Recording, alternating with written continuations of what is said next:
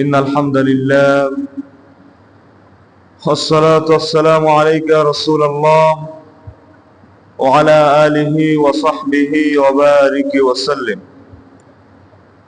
أما بعد فأعوذ بالله من الشيطان الرجيم.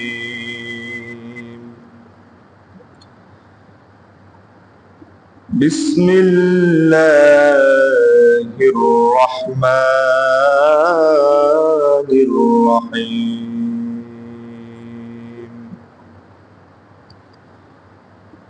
إن الذين كفروا سواء عليهم أأنذرتهم أم لم تنذرهم لا يؤمنون. وقال تعالى في شان حبيبه إن الله وملائكته يصلون على النبي يا أيها الذين آمنوا صلوا عليه وسلموا تسليما. اللهم سيدنا مولانا محمد وعلى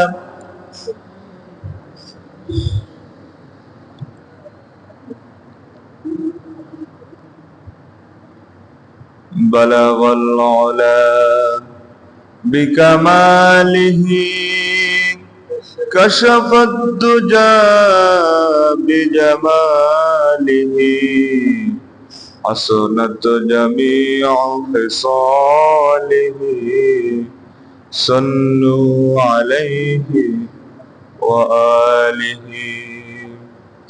আলহামদুলিল্লাহ, মহান আল্লাহ সুবহানাহু ওয়া তাআলার দরবারে লাখো কোটি শুকরিয়া যে মহামনিব সপ্তাহের শ্রেষ্ঠ দিন জুমার এই দিনে আল্লাহ তাআলার পবিত্র ঘর মসজিদে এসে কোরআন এবং হাদিস থেকে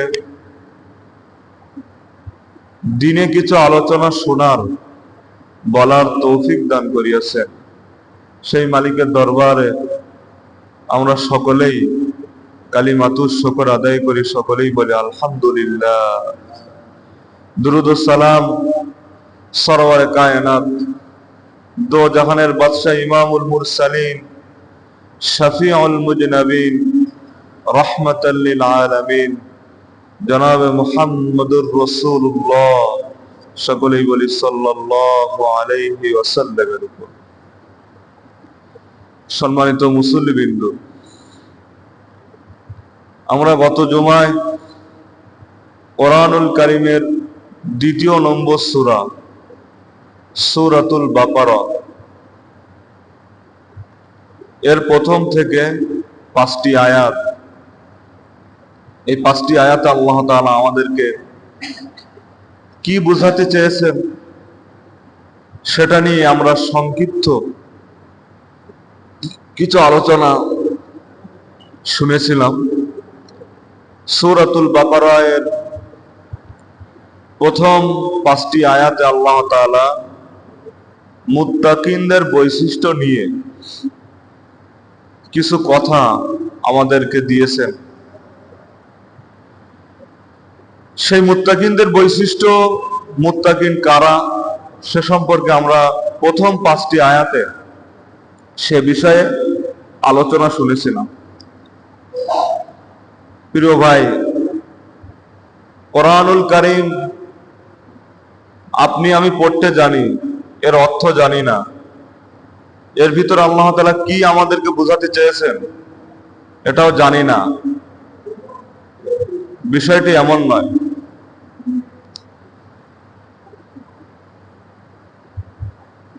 কোরআনে আল্লাহ তাআলা আমাদেরকে কি বুঝাইছেন সেটাও আপনাকে আমাকে জানতে হইবে। কোরআন যে আরবি ভাষায় নাজিল হয়েছে, এর অর্থ কি, এর অর্থ কি, এগুলো আমাদেরকে বুঝতে হইবে। এর ভিতর আল্লাহ কি বুঝাতে চেয়েছে। তা প্রথম 5টি আয়াতে মুত্তাকিনদের বৈশিষ্ট্য নিয়ে আল্লাহ তাআলা বুঝাইছেন যে মুত্তাকিন কারা। এরপরে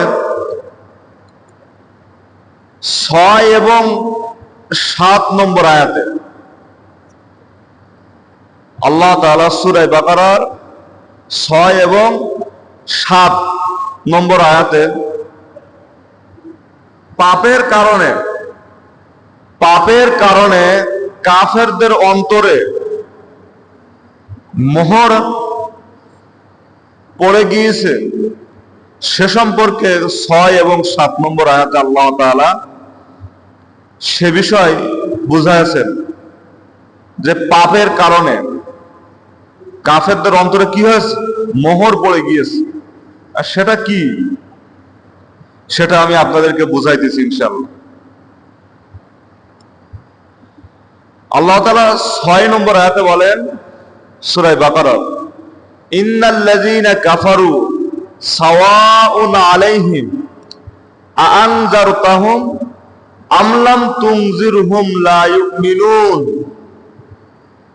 আল্লাহ বলেন, যারা অবিশ্বাস করেছে তুমি তাদেরকে কি করো, সতর্ক করো আর না করো, উভয় সমান। যারা আল্লাহকে অবিশ্বাস করেছে, আল্লাহকে বিশ্বাস করে নাই, আল্লাহর হুকুম আহকামকে বিশ্বাস করে নাই, তুমি তাদেরকে সতর্ক করো আর না করো, উভয় সমান। এই কথাটি আল্লাহ তাআলা কাকে বলতেছেন? নবীজিকে বলতেছেন। কারণ তারা তো আমাকেই বিশ্বাস করে না, মানে তারা তো আল্লাহ তাআলাকেই বিশ্বাস করে না। আল্লাহ বলতে যে একজন আছেন যার ইশারায় এই গতকালকে বৃষ্টি হয়েছে, আজকে রৌদ্র হচ্ছে। গতকালকে এরকম সময় কি অবস্থা ছিল আপনারা জানেন। অবস্থার সম্পূর্ণ পরিবর্তন হয়ে গেছে, ঠিক না বলেন?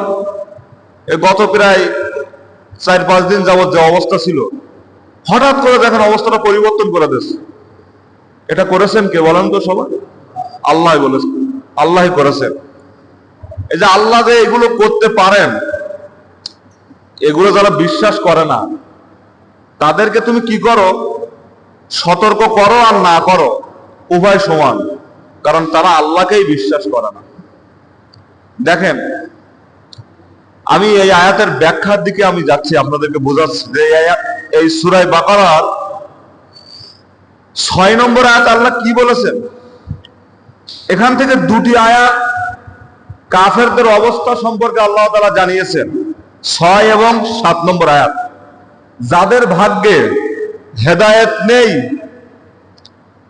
তাদের দাওয়াত দিয়ে কোনো লাভ নেই। যাদের ভাগ্যে কি নেই, হেদায়েত নেই। রাসূল করিম সাল্লাল্লাহু আলাইহি ওয়াসাল্লাম চেয়েছিলেন সকল মানুষ এক কালেমার ছায়াতলে চলে আসুক। নবীজি সেই মিশন নিয়েই কাজ করেছিলেন। কিন্তু যাদের ভাগ্যে হেদায়েত নেই তারা হেদায়েত পায় নাই। মহান আল্লাহ তাআলা যাদের ভাগ্যে হেদায়েত রাখেন নাই তারা হেদায়েত পায়নি।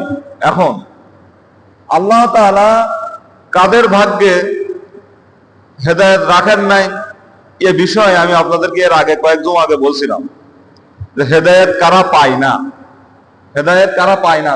তাদের মধ্যে একটা হলো কোরআনের কথা শোনার মন মানসিকতা, এর থেকে কিছু শিক্ষা গ্রহণ করা। এই মন মানসিকতা যাদের নেই তাদের নসিবে আল্লাহ তাআলা হেদায়েত দেয় না। যেমন আবু লাহাব, যেমন আবু জাহাল, যেমন উতবা, যেমন সাইবা।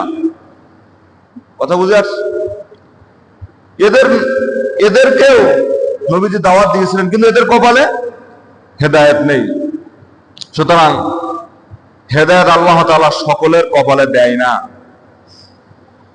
দেখেন সূরা ইউনূসের ভিতরে 10 নম্বর সূরা সূরাতুল ইউনূস, এর ভিতরে 96 নম্বর আয়াতে আল্লাহ তাআলা বলেন, ইন্নাল্লাযীনা হাক্কাত আলাইহিম কালিমাতু রাব্বিকা লা ইউমিনুন।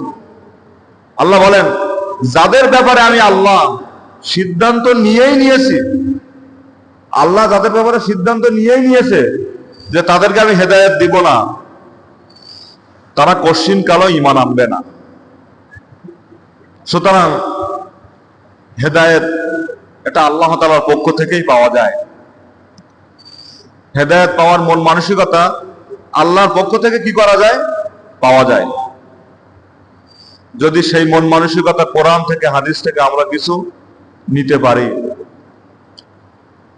দেখেন, যদিও কাফেরদেরকে দাওয়াত দিও যা না দিও তাই, তারপরও কাফেরদের কাছে দাওয়াত পৌঁছাইতে হইবে। কেন? কারণ কাকে আল্লাহ তাআলা হেদায়েত করবেন না করবেন সেটা আল্লাহ তাআলাই ভালো জানেন। সুতরাং কাফেরদের কাছেও দাওয়াত পৌঁছাইতে হইবে। নবী করিম সাল্লাল্লাহু আলাইহি ওয়াসাল্লাম পৌঁছায়ছেন। হেদায়েত কে পাবে না পাবে, দেখেন নবীজির চাচা আবু তালেব, সে হেদায়েত প্রাপ্ত হয় নাই, কিন্তু আমির হামজা সে হেদায়েত প্রাপ্ত হয়েছে। এজন্য কে হেদায়েত পাবে না পাবে এটা আল্লাহই ভালো জানে। মানুষকে সঠিক কথা, কোরআনের কথা বলতে হবে, এটা রসুলের দায়িত্ব, আম্বিয়া আলাইহিস সালামের দায়িত্ব, ওলামা ইকরামদের দায়িত্ব, সঠিক কথা মানুষের কাছে পৌঁছায় দেওয়া। কে মানবে না মানবে তার দায়িত্ব, আর তার কপাল নিয়ে সে কি করবে না করবে সে নিজেই বলবে। প্রিয় মুসলিয়ান ইকরাম, তাহলে সূরা বাকারা 6 নম্বর আয়াতে আল্লাহ তাআলা কাফেরদের সম্পর্কে কথা বলেন। এরপর দেখেন সূরা বাকারার 7 নম্বর আয়াতে আল্লাহ তাআলা বলেন, খতামাল্লাহু আলা কুলুবিহিম ওয়া আলা সামঈহিম ওয়া আলা আবসারিহিম গিশাওয়াতুন ওয়া লাহুম আযাবুন আযীম। এখানে আল্লাহ তাআলা কি বলেন? আল্লাহ তাআলা বলেন, খতামাল্লাহু আলা কুলুবিহিম। আলা কুলুব, কলব মানে অন্তর। যাদের হৃদয়ে, ভাই ভালোভাবে বুঝুন, যাদের হৃদয়ে মানে কলব, এবং যাদের কানে আল্লাহ তাআলা কি করেছেন? খতাম মানে মোহর মেরে দিয়েছেন। খতামাল্লাহু আলা কুলুবিহিম ওয়া আলা সামঈহিম, যাদের হৃদয়ে আর কানে আল্লাহ তাআলা মোহর মেরে দিয়েছেন। ওয়া আলা আবসারিহিম গিশাওয়াতু ওয়া লাহুম আযাবুন আযীম, তাদের চোখে আল্লাহ তাআলা, চোখের উপরে আবরণ পড়ে গিয়েছে। চোখের উপরে কি পড়ে গিয়েছে? আবরণ পড়ে গিয়েছে। ওয়া লাহুম আযাবুন আযীম, আর তাদের জন্য রয়েছে কি? মহাশাস্তি। সুতরাং যাদের হৃদয়ে, কানে, কলবে আল্লাহ তাআলা মোহর মেরে দিয়েছেন, তাদের কাছে যতই ভালো কথা বলেন না কেন সে শুনবে না। সে কি করবে না? শুনবে না। এখন দেখেন, খতাম, খতাম মানে কি? খতাম মানে হলো মোহর মারা। মোহর মানে কি? মোহর মানে হলো তাদের সীমালঙ্ঘন এত বাড়াবাড়িতে চলে গিয়েছে, সীমালঙ্ঘন এত বাড়াবাড়িতে চলে গিয়েছে। মুজাহিদ রহিমাহুল্লাহ তিনি একটা উক্তি নিয়ে আসছেন। তিনি বলেন, পাপ মানুষের অন্তরে যখন চড়ে বসে, মানুষের অন্তরে যখন পাপ চড়ে বসে, তাকে চারিদিক থেকে ঘিরে নেয়। মোহর মানে কি? মোহর মানে এটা বুঝতে হইবে। মোহর মানে যারা গুনাহ করতে করতে পাপ তাদের অন্তরে চড়ে বসেছে। গুনাহ কি? মনে করেন নামাজ ত্যাগ করা। একটা উদাহরণ দেই, যারা নামাজ ত্যাগ করে, যারা নামাজ পড়ে না, নামাজ না পড়তে না পড়তে না পড়তে না পড়তে এমন হয়ে গিয়েছে যে নামাজের প্রতি কোনো ভ্রুক্ষেপে নেই। ঠিক কিনা? কথা বলেন। মানে পাপ করতে করতে পাপ তাদের অন্তরে এমন ভাবে চলে বসেছে, তাদের পাপ করতে আর কোনো দ্বিধাবোধ লাগে না। কথা বুঝে আসছে? এই তিনি বলেছেন এটা একটা মোহর। আর একজন তিনি বলেছেন, কাতাদা রহিমাহুল্লাহ, তিনি বলেন শয়তান তাদের উপরে বিলুপ্ত হয়েছে, তাদের উপরে বিজয় হয়েছে। মানে যারা গুনাহ করে, অপরাধ করে, শয়তানের উপরে সে বিজয় না, শয়তান তার উপরে, শয়তান কি? তার উপরে বিজয়। বিজয় লাভ করে শয়তান, বিজয় লাভ করেছে এবং কি? সে শয়তানের দাস হয়ে গিয়েছে। কি হয়েছে ভাই? শয়তানের দাস হয়ে গিয়েছে। ফলে তার অন্তরে মোহর লেগে গিয়েছে। হাজার ভালো কথা বলেন না কেন, কোনো কাজে আসবে না। কোরআনের কথা কাজে আসবে না, ভালো লাগবে না। কোরআনুল কারীম থেকে তাফসীর করা হইতেছে, হাদিস থেকে ব্যাখ্যা দেওয়া হইতেছে। সমাজের মধ্যে কিছু মানুষ দেখবেন এই আলোচনা ভালো লাগবে না, কিন্তু যারা কোরআন নেই, হাদিস নেই, বিভিন্ন কিচ্ছা কাহিনী দিয়ে মানুষদেরকে বুঝায়, তাদের আলোচনা খুবই ভালো লাগে। যে আলোচনার ভিতরে কোনো দলিল নেই, কোনো ভিত্তি নেই, যে আলোচনা মানুষকে শিক্ষা গ্রহণ করায় না, অর্থাৎ কোরআনের কথা, হাদিসের কথা না শুনতে শুনতে এমন মন মানসিকতা তৈরি হয়ে গিয়েছে যে তাদের কোরআনের কথা শুনলেই গা জ্বলে যায়। ঠিক কিনা? কথা বলেন। যারা কোরআনের কথা, হাদিসের কথা, ভালো কথা শুনলেই গা জ্বলে যায়, তার মানে কি? খতামাল্লাহু আলা কুলুবিহিম, আল্লাহ তাআলা তাদের কলবে কি করেছে? মোহর মেরে দিয়েছে। কানের ভিতরে মোহর মেরে দিয়েছে। কথা বুঝে যাচ্ছে? চোখে আবরণ পড়ে গিয়েছে। সঠিকটা দেখার পরও ওটা মানে না, সঠিকটা শোনার পরও ওটা মানে না, সঠিকটা অন্তর দিয়ে উপলব্ধি করার পরও ওটা মানে না। সে নিজের মত নিয়ে চলতেছে। মুমিন যখন কোনো গুনাহ করে, খুব খেয়াল করে শোনেন, আপনি আমি মুসলমান যদি কোনো গুনাহ করি, আমাদের অন্তরে একটা কালো দাগ পড়ে যায়। এই কালো দাগটা গুনাহ করার সঙ্গে সঙ্গে যদি তওবা করি, ওই কালো দাগটা উঠে যায়। আবার যখন গুনাহ করি আবার কালো দাগ পড়ে, আবার যখন গুনাহ করি আবার কালো দাগ পড়ে।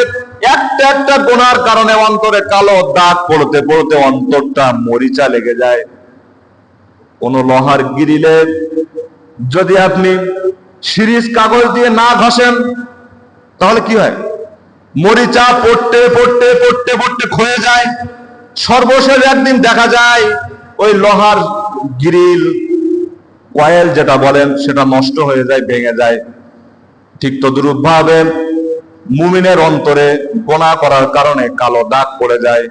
এমনও মানুষ রয়েছে আমাদের অন্তরে কালো দাগ পড়তে পড়তে এমন হয়ে গিয়েছে, মরিচা পড়ে গিয়েছে ওই অন্তরে, আর ভালো কাজ ভালো লাগে না। ঠিক কিনা বলেন?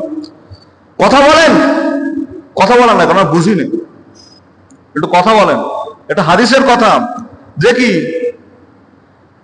কোন মানুষ গুনাহ করলে অন্তরে কালো দাগ পড়ে যায়, কালো দাগ পড়ে যায়। তওবা করলে ওখান থেকে ফিরে আসলে দাগটা উঠে যায়। আবার গুনাহ করলে আবার পড়ে, আবার গুনাহ করলে আবার পড়ে। তাহলে এবার কি এক দুইটা গুনাহ আমরা করি? কত লক্ষ কোটি গুনাহ করতেছি সীমার বাইরে।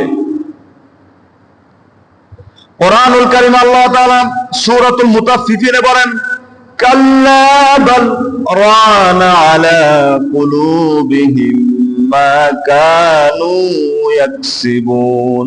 কাল্লা মানে কখনো নয়, বাল মানে বরং, রানা আলা কুলুবিহিম মা কানু ইয়াকসিবুন তারা যা করে তাদের অন্তরে কি পড়ে গিয়েছে? মরিচা ধরে গিয়েছে। এজন্য ভালো কাজ, ভালো কথা ভালো লাগে না। সুতরাং প্রিয় মুসলিয়ান একরাম, আপনার আমার উচিত এই মরিচা আমাদের অন্তর থেকে দূর করতে হইবে। কিসের মরিচা? গোনাহের মরিচা। কিসের মরিচা? নামাজ না পড়ার মরিচা। কিসের মরিচা? ইসলামের পথে না আসার মরিচা। এভাবে পড়তেই আছে আপনার আমার অন্তরের ভিতরে। কি করবেন বলেন? ইসলামের পথ থেকে সরে আপনি কোথায় যাবেন? কি করবেন? জবাবদিহি আল্লাহর দরবারে দেওয়া লাগবে প্রিয় মুসলিয়ান একরাম। তাহলে সূরাতুল বাকারার 6 এবং 7 নম্বর আয়াতের ব্যাখ্যা আমরা শুনলাম। প্রথম ব্যাখ্যা কি বললাম? কাফেরদের সম্পর্কে আল্লাহ তাআলা বলেন, এবং দ্বিতীয় আয়াতে মানে কি 7 নম্বর আয়াতে আল্লাহ বলেন অন্তরে মরিচা পড়ে যায়। গুনাহ করতে করতে কি হয়? অন্তরে মরিচা পড়ে যায়। এই দুই আয়াতে আল্লাহ তাআলা এই কথা বলেন। এবার দেখেন সূরাতুল বাকারার 8 থেকে মানে 6-7 চলে গেল, 8 থেকে 10 নম্বর আয়াত। এই আয়াতগুলোর ভিতরে আল্লাহ তাআলা ভিন্ন এক প্রকৃতি মানুষের কথা তুলে ধরেছেন। তাই প্রথম আমরা 1 থেকে 5 নম্বর আয়াতে পেলাম কি? মুত্তাকিনদের বৈশিষ্ট্য। 6 এবং 7 নম্বর আয়াতে বললাম কি? কাফেরদের বৈশিষ্ট্য। ঠিক কিনা? আর 8 থেকে 10 নম্বর আয়াতে আল্লাহ তাআলা দেখেন সূরা বাকারায় কি বলেন। সূরাতুল বাকারার 8 নম্বর আয়াত আল্লাহ তাআলা বলেন وَمِنَ النَّاسِ مَن يَقُولُ آمَنَّا بِاللَّهِ وَبِالْيَوْمِ الْآخِرِ وَمَا هُمْ بِمُؤْمِنِينَ। আর মানুষের মধ্যে কিছু লোক এমন রয়েছে যারা বলে وَمِنَ النَّاسِ مَن يَقُولُ, وَمِنَ النَّاسِ মানে মানুষের মধ্যে مَن يَقُولُ এমন লোক রয়েছে তারা বলে আমান্না বিল্লাহ, আমরা আল্লাহর উপরে ঈমান এনেছি, ওয়া বিল ইয়াউমিল আখির, আখিরাতের উপরে ঈমান এনেছি। তারা সব কিছু এগুলো বলে। ওয়া মিনান নাসি মা ইয়াকুলু আমান্না বিল্লাহি ওয়া বিল ইয়াউমিল আখির ওয়া মা হুম বিমুমিনিন, এসবগুলো বলে তারপরেও তারা মুমিন নয়। তার মানে কি? তারা বলতেছে মানুষের মধ্যে এমন কিছু মানুষ, এগুলো আমি বলতেছি না, আল্লাহই বলছে, মানুষের মধ্যে এমন কিছু মানুষ রয়েছে তারা বলে যে আমরা কি ঈমান এনেছি আল্লাহর উপরে, আখিরাতের উপরে ঈমান এনেছি, তারপরেও তারা ঈমানদার নয়। এই শ্রেণী কারা? দেখেন, প্রথম যে শ্রেণী মুত্তাকিনদের বৈশিষ্ট্য বলছি, এই মুত্তাকিনদের বৈশিষ্ট্য কাফেরদের সাথে মেলে না, কাফেরদের বৈশিষ্ট্য মুত্তাকিনদের সাথে মেলে না। এই যে তৃতীয় যে ব্যাখ্যাটা বলছি, এটা হলো আরেক প্রকৃতির মানুষ। তারা হলো কারা? তারা হলো মুনাফিক। তারা হলো কারা? তারা হলো মুনাফিক। বলে আমরা ঈমান এনেছি, আল্লাহর উপরে বিশ্বাস রেখেছি, আখিরাতকে বিশ্বাস করি, কিন্তু তারা কি ঈমানদার নয়। এটা আল্লাহ তাআলা নিজেই বলেন। কথা বুঝে আসছে? সুতরাং মানুষের মধ্যে সব থেকে ঘৃণিত, সব থেকে ভয়ঙ্কর, সব থেকে জঘন্য যেই মানুষগুলা রয়েছে তারা হলো মুনাফিক। মুনাফিকদের সম্পর্কে আল্লাহ তাআলা সূরাতুল বাকারার 8 থেকে 10 নম্বর আয়াত পর্যন্ত মুনাফিকদের বৈশিষ্ট্যের কথা বলেছে। 8 থেকে 10 নম্বর আয়াত পর্যন্ত মুনাফিকদের বৈশিষ্ট্যের কথা বলেছে। মুনাফিক আপনি চিনবেন কিভাবে? মুনাফিক রাসূল কারীম সাল্লাল্লাহু আলাইহি ওয়াসাল্লাম কিভাবে চিনেছেন দেখেন। হিজরত করে রাসূল কারীম সাল্লাল্লাহু আলাইহি ওয়াসাল্লাম যখন মক্কা থেকে মদিনায় চলে যান, মদিনায় যাওয়ার পরে বদরের যুদ্ধ অনুষ্ঠিত হয়েছিল। এই বদরের যুদ্ধে বিজয় লাভ করেছিল মুসলমানরা, ঠিক কিনা? কাফেররা পরাজিত হয়েছিল। বদরের যুদ্ধে যখন মুসলমানরা বিজয় লাভ করলো, লাভ করার পরে এবার কিছু সংখ্যক মানুষ তারা বলতে থাকলো আমরা তো ঈমানদার, আমরা তো মুসলমানদেরই লোক। এই কথা বলে মুসলমানদের মধ্যেও তারা নেতৃত্ব চাইলো যে আমরা তোমাদেরই লোক। সুতরাং আমাদের একটা পদে দাঁড় করাও, আমাদেরকে একটা পদে দাঁড় করাও। কিন্তু আসলে তারা কি মুসলমান নয়, আসলে তারা দ্বিমুখী চরিত্রের লোক। মুনাফিক হলো কেমন দেখেন, মুসলমানদের কাছেও ভেড়েন, মুসলমানদের কাছে গিয়েও ভালো সাজে, কাফেরদের কাছে গিয়েও ভালো সাজে। এরা হলো মুনাফিক। মুনাফিক হলো এমন ক্যাটাগরির, তারা না ইমানদার, না মুসলমান, না কাফের, এমন একটা পর্যায়ে তারা থাকে। ইমানের পথেও সঠিক আসে না, কাফেরদের কাছে গিয়েও ভেড়ে না, মাঝামাঝি অবস্থায় থাকে। যেদিকে পানি পড়ে সেদিকে ছাতা ধরে। কথাটা বুঝেননি? যেমন দেখেন, দেশ স্বাধীন হওয়ার পরে কিছু মানুষ এবার বাহির হয়েছে, তারা বলতেছে আমরা তো কি করছি, ফ্যাসিস্ট সরকারের বিরোধিতাই করতাম, আমরা তো স্বৈরাচার সরকারের বিরোধিতা করতাম। এই কথা বলে তারা বাঁচার চেষ্টা করতেছে, এই কথা বলে তারা বাঁচার চেষ্টা করতেছে। কারণ যদি এই কথা না বলি তাহলে তো এখন মাজলুমরা উঠে দাঁড়িয়েছে, অতদিন জুলুম নির্যাতন শিকার হয়েছে, এখন যদি না বলি তাহলে তো পিঠির চামড়া থাকবে না। এজন্য তারা এরকম একটা ভাব দেখায় যে আমরা ওই দলের না, এই দলেরই। কথা বুঝেন? আমরা ওই দলের না, এই দলেরই লোক, আমরা তো তোমাদেরই লোক, আমরা তো ইসলামী আন্দোলনেরই লোক। কথা বুঝে আসছে? আমরা তো বিএনপিরই লোক, আমরা তো জামাত ইসলামের লোক, আমরা আওয়ামী লীগ নয়। এরকম বলে মানুষের কাছে ভালো সাজবে। এরা হলো মুনাফিক। এরা কি ভাই? টাটকা মুনাফিক। দেখেন কোরআনুল কারীমের 9 নম্বর আয়াতে আল্লাহ তাআলা মুনাফিকদের সম্পর্কে বলেন, ইখাদিউনাল্লাহা ওয়াল্লাযীনা আমানু ওয়ামা ইয়াখদাউনা ইল্লা আনফুসাহুম ওয়ামা ইয়াশউরুন। তারা আল্লাহ ও বিশ্বাসীদেরকে প্রতারিত করতে চায়। মুনাফিকরা কি করে? তারা আল্লাহ তাআলাকে এবং যারা বিশ্বাসী মানে কি বিশ্বাসী কারা? যারা কোরআনের পথে থাকে, রসুলের পথে থাকে, তাদেরকে কি করতে চায়? প্রতারিত করতে চায়। অথচ তারা যে নিজেদেরকে নিজেরাই প্রতারিত করতেছে, তারা তা বোঝে না। কারণ কে কি করে না করে এগুলো জানেন কে বলেন তো? একটু জোরে বলেন। এটা আল্লাহ তাআলা ভালো জানেন। মুনাফিকদের একটা উদাহরণ সঠিক ছোট্ট আকারে দেই। দেখেন, আমি যদি ডাক্তারের কাছে যাই, ডাক্তার আপনার আমার জন্য প্রেসক্রিপশন করে দেয়, আর ওই প্রেসক্রিপশনটা অনুযায়ী ডাক্তার চলতে বলে, ওষুধ খাইতে বলে। আমি বাসায় এসে ওই প্রেসক্রিপশন অনুযায়ী চলি না, ওষুধ খাই না, ডাক্তারের কাছে গিয়ে যদি মিথ্যা কথা বলি, তাহলে বলেন তো ক্ষতিটা কার হবে? আমার হবে না ডাক্তারের হবে? কথা বলেন, একটু জোরে বলেন। কথা বুঝেননি কেন? বুঝেননি মনে হয়। প্রেসক্রিপশন অনুযায়ী যদি আমি না চলি আর ডাক্তারের কাছে গিয়ে মিথ্যা কথা বলি, তাহলে ক্ষতিটা কার হবে? কথা বলেন। ডাক্তার হবে মনে হয় নাকি? ক্ষতি হবে ওই পেশেন্টের, রুগীর ক্ষতি হবে, ঠিক না? মুনাফিক হলো সেই ক্যাটাগরির, এরা নিজেদেরকে অনেক চালাক ভাবে। তারা মনে করে আমাদেরকে কেউ ধরতে পারবে না, আমরা কারোর কাছে ধরা দিব না। কিন্তু সবার আগে যার কাছে মুনাফিক ধরা খায় তিনি কে? তিনি হলেন আল্লাহ। তিনি কে? আল্লাহ। আল্লাহর কাছে মুনাফিক বলেন, কাফের বলেন, সবকিছু কি আল্লাহর কাছে তারা ধরা খেয়েই যাইবে। কারণ আল্লাহ তাআলা সব কিছুই ভালো জানেন। কথা বুঝে আসছে? তাহলে আমরা কথা বলতেছি মুনাফিকদের সম্পর্কে। 8 এবং 9 নম্বর আয়াত।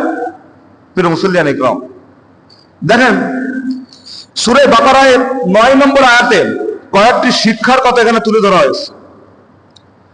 প্রথমত, মুনাফিকরা হলো ধোঁকাবাজ। মুনাফিকরা কি? মুনাফিকরা হলো ধোঁকাবাজ। তাদের বাহ্যিক দৃষ্টি দেখে বোঝা যায় না লোকটা মুনাফিক কি কাফের না মুসলমান, কিন্তু আল্লাহ তাআলাই ভালো জানেন লোকটা কি। আর আল্লাহ তাআলা অতি শীঘ্রই মুনাফিকদের গোমর গোমরকে আল্লাহ তাআলা ফাঁস করে দিবেন। মুনাফিকদের গোমরকে আল্লাহ তাআলা অতি শিগগিরই ফাঁস করে দেন। মুনাফিক যারা, তারা খুব শিগগিরই ধরা খায়। মুনাফিক যারা তারা কি হয় ভাই, খুব অল্প সময়ের মধ্যে ধরা খেয়ে যায়, অতি শিগগিরই। বেশি দূর চালাকি করে যেতে পারে না মুনাফিক হলো তারা। এটা প্রথম এখান থেকে শিক্ষা। দ্বিতীয় হলো অন্যদের সাথে প্রতারণা করা, এটা মুনাফিকদের একটা বৈশিষ্ট্য। অন্যদের সাথে কি করা? প্রতারণা করা। প্রতারণা বোঝেন তো? প্রতারক আপনার কথা ভালোভাবে শোনে, এমন একটি ভাব দেখায় যে হুজুর আমি আপনারই লোক। আপনার যারা বিরোধিতা করতেছে তাদের কাছে এই ভাব দেখায় আমি ওনার বিরোধী, আমি আপনারই লোক। মুনাফিক হলো এই ক্যাটাগরি। কথা মনে বোঝাতে পারতেছি না। সকলের রাত জাগা তো, সকলেই কষ্ট হচ্ছে, নিজেরও অসুবিধা হচ্ছে। তো মুনাফিক হলো এই ক্যাটাগরি। মুনাফিক দেখবেন কেমন হয়, দেখেন দুই শত্রুর মধ্যে যদি মুনাফিক ঢুকে যায় সমস্যাটা বেশি সৃষ্টি হয়। কারণ এক শত্রুর কাছে গিয়ে মুনাফিক বলে যে ভাই আমি তো ওরই শত্রু, ওর কাছে গিয়ে বলে আরে তুমি চুপ করো আমি তো ওরই শত্রু। এভাবে করে দুইজনের এক কথা ওকে গিয়ে বলে, ওর কথা একে গিয়ে বলে। এটা হলো মুনাফিকদের বৈশিষ্ট্য। মুনাফিক হলো তারা 5 ওয়াক্ত নামাজ পড়ে চায়ের দোকানে গিয়ে এমন ভাবে সমালোচনা করে তার নামাজ তো কবুল হওয়া পড়ে মরুক, যে গুনাহ করতেছে সে সওয়াবের কাছে যেতে পারবে না, এত গুনাহ করে। দেখেন না এদিকে করে, তো এদিকে করে অনেক কিছু মনে হয় কিন্তু বলতে পারি না, কে আবার কি মাইন্ডে নেয় আল্লাহ ভালো জানে। দেখবেন আর এইগুলো করে বেশি মুরব্বী শ্রেণীর লোকগুলা, এরা এসবগুলো করে বেশি।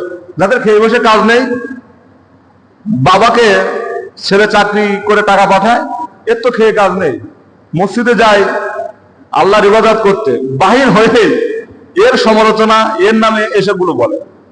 আর এগুলো হয় বেশি কোথায় জানেন? এদিকে হয় বেশি, ওই পুকুরির ঘাটে। আপনি ওখানে গিয়ে শুনতে পাবেন কত ধরনের আপনার সমালোচনা হয়। আমি মানে কথা যখন এসে বলেই ফেলি। আমার বাড়িওয়ালা একদিন আসছে সকালে, আমার বাড়িওয়ালা মাদ্রাসা আসতেছে আমার কাছে দরকারে সকালে, এমন ভ্যান গাড়ি কিছু পাইনি, হেঁটে আসতেছে। আমার তো ছোট বাচ্চা আছে, ওকে নিয়ে আসতেছে। কথা বুঝে যাচ্ছে, আমি কারো বিরোধিতা করছি না। এখন আমাকে নিয়ে তো মোটামুটি এখান সেখান সমালোচনা হয়, আলহামদুলিল্লাহ, এটা আমার সুখের সংবাদ। সমালোচনা হলেই মনেও তৃপ্তি লাগে যে কিছুটা আমার কথা মানুষের অন্তরে আসর করতেছে। এখন আসতেছে, আমাকে বলতেছে আসার পরে যে তোমার নিয়ে অমুক জায়গায় সমালোচনা হচ্ছে। আমার তার মানে বলতেছে যে এক মুরব্বী শ্রেণীর লোক আমার কানে আসলো, সে বলতেছে আমাদের মসজিদের ইমামটা কথাবার্তা বলে ঠিক, কিন্তু অত্যন্ত কর্কশ। অত্যন্ত কর্কশ, সাজাই গোছাই বলতে পারে না, অত্যন্ত কর্কশ। মনে হয় তোমার নিয়ে এটা বলতেছে। আমার বাড়ির আসাতে আমি কোনো এসব বলিনি, সে আমাকে এসে বলতেছে। এসে ফজরের নামাজের 20 মিনিট পরে আমার মাদ্রাসায় আমার বাড়ি এলাম, তাই ফজরের নামাজ পড়ে মোটামুটি সমালোচনা শুরু। আমার নিয়ে হচ্ছে কি জানি না, কিন্তু এগুলো তো করে নাকি? এগুলোকে করবেন না। মানুষের নামে সমালোচনা এগুলো করা ঠিক নয়। কে কোন স্তরের? আর সমালোচনা বেশি করে ভাই ওলামা ইকরামদেরকে নিয়ে। সমালোচনা বেশি করে কাদেরকে নিয়ে? ওলামা ইকরামদেরকে নিয়ে। এজন্য এগুলো একটা মুনাফিকদের আলামতের মধ্যে একটা আলামত, যে মানুষকে নিয়ে তারা সমালোচনা করে, প্রতারক।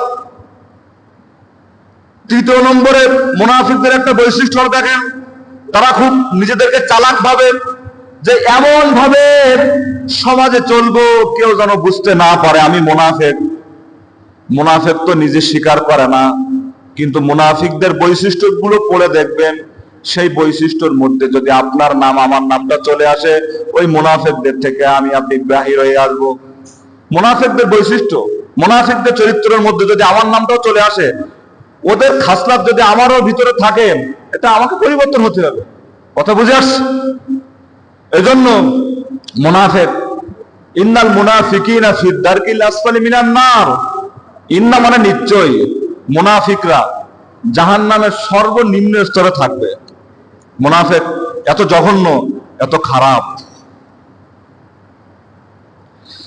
এরপর আল্লাহ তাআলা বলেন সূরাতুল বাকারার 10 নম্বর আয়াত, ফি কুলুবিহিম মারাদুন ফাযাদাহুমুল্লাহু মারাদা ওয়া লাহুম আযাবুন আলীমুম বিমা কানু ইয়াকসিবুন। আল্লাহ তাআলা বলেন তাদের অন্তরে রোগ রয়েছে, মুনাফিকদের অন্তরে রোগ রয়েছে, আর এই রোগ আমি আল্লাহ তাআলা তাদেরকে বৃদ্ধি করে দিয়েছি, আর তাদের জন্য কষ্টদায়ক শাস্তি, আর তারা হলো মিথ্যাবাদী। মুনাফিকদের অন্তরে একটা রোগ রয়েছে, এই রোগ কি আমি আল্লাহ বৃদ্ধি করে দেই, এবং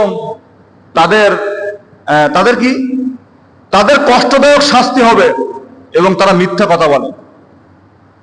মুনাফিকদের অন্তরে এখন কি রোগ রয়েছে? প্রিয় মুসলিয়ান একরাম,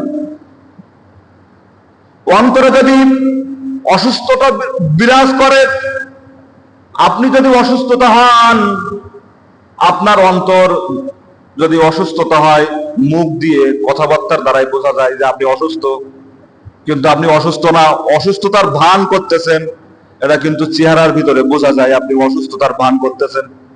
চেহারার মধ্যে দেখলে বোঝা যায় লোকটা অসুস্থতার ভান করতেছে, আসলে অসুস্থতা না, বোঝা মানে আল্লাহ তাআলা বুঝাচ্ছেন। মুনাফিকদের অন্তরে রয়েছে নিফাকি, মুনাফিকদের অন্তরে কি রয়েছে? নিফাক রয়েছে। নিফাক এমন একটি রোগ, যে রোগ দিন দিন মানুষকে কুড়িয়ে কুড়িয়ে খায় উই পোকার মতো। নিফাক এমন একটি রোগ,